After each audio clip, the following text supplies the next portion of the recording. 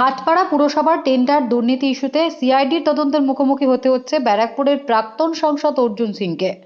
এর আগেও হাইকোর্টের নির্দেশে সিআইডির আধিকারিকদের মুখোমুখি হতে হয়েছিল তাকে। আজ দ্বিতীয়বারের জন্য ফের ভবানী ভবনের উদ্দেশ্যে রওনা দিলেন ব্যারাকপুরের প্রাক্তন সাংসদ অর্জুন সিং।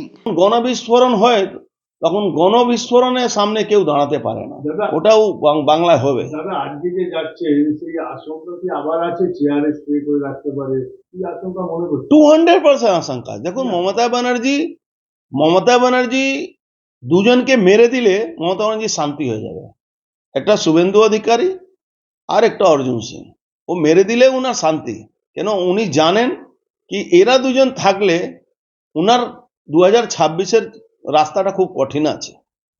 কেন, আমরা মৃত্যুবরণ করব, তাতেও আমাদের কোনো অসুবিধা নেই, কিন্তু মমতা ব্যানার্জির শাসনকে আমরা 2026-এ থাকতে দেবো না। হতে পারে তার জন্য না, তার জন্য তো আজকে অ্যাডভান্স বললে তো কোনো লাভ নেই। কেমিক্যালের যে না, কেমিক্যাল আমি তো আগেও বলেছি, এরকম কেমিক্যাল নেই, কোনো কেউ বলতে পারবে না। আপনি দেখেছেন নজরুল ইসলাম, যিনি এক্স আইপিএস, তিনি স্পষ্ট বলেছেন। তারপরে অনেক ডিবেট হয়েছে, অনেক বড় বড় চ্যানেলে ডিবেট হয়েছে কি এরকম ঘটনাগুলো কোন কোন দেশে কখন হয়েছে। আজকে আপনি দেখছেন তো তৃণমূলের এমএলএ একজন বলছে তৃণমূলের নেতার আর নেত্রীর বিরুদ্ধে। তো এরকম অনেক আছে, তারা ওয়েট করছে, তাদের সঙ্গে আমাদের যোগাযোগও আছে, তারা আসবে। হুমায়ুন কবির সাথে যোগাযোগ আছে? না, হুমায়ুন কবির সঙ্গে আমরা যে হিন্দু নিধনের কথা বলবে তার সঙ্গে যোগাযোগ আমরা রাখবো না। কিন্তু হুমায়ুন কবির একটা কথা আপনি ভুলে যাচ্ছেন, কি 20টা সিট কি করে জিতবে তৃণমূল, এটা আমরা দেখবো। এটাও তো ব্যাপার আছে, আমাদের তো সবটাই ঠিক আছে। দেখুন, মানুষের সময় যখন খারাপ আসে না, তখন এইসব নিয়ে শিক্ষা নেয় না। সময়টা খারাপ আসছে, এসব বুদ্ধি নাশ হয়ে, ওটা আমাদের একটা কথা আছে না বাংলাতে, যে বিনাশকালে বুদ্ধি নাশ।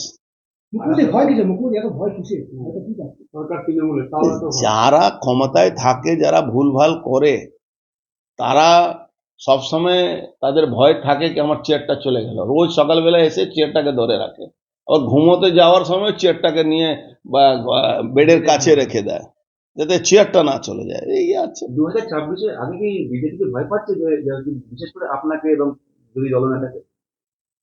না, ভয় পাওয়াটা উচিত। কেন, আমরা উনার সরকার 26-এ আসতে দেবো না।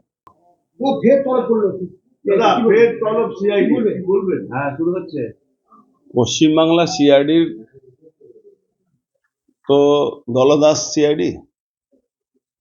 মমতা ব্যানার্জি ভয় পাচ্ছেন, তার জন্যে বিরোধীদেরকে কণ্ঠাসা করার জন্যে এইসব সিআইডি, পুলিশ, এইসব হাবিজাবি করে উনি চেষ্টা করছেন ক্ষমতায় টিকে থাকবেন। 2026 সালে মমতা ব্যানার্জি ক্ষমতায় থাকবেন না, এটা সর্ববিদিত আছে, সবাই জানে। আজকে দ্বিতীয়বার আমাকে ডাকা হচ্ছে, আমি বুঝতে পারলাম প্রথমবারই কিসের জন্য ডেকেছিল, আজকে দ্বিতীয়বারও কিসের জন্য। সিআইডি তরফ থেকে যে প্রথমবার আমাকে ডাকা হয়েছিল, সেই 4 ঘন্টা আমার সময় নষ্ট করা হলো। আর আজকে জানি না কত খুন আমার সঙ্গে কথাবার্তা বলা হবে।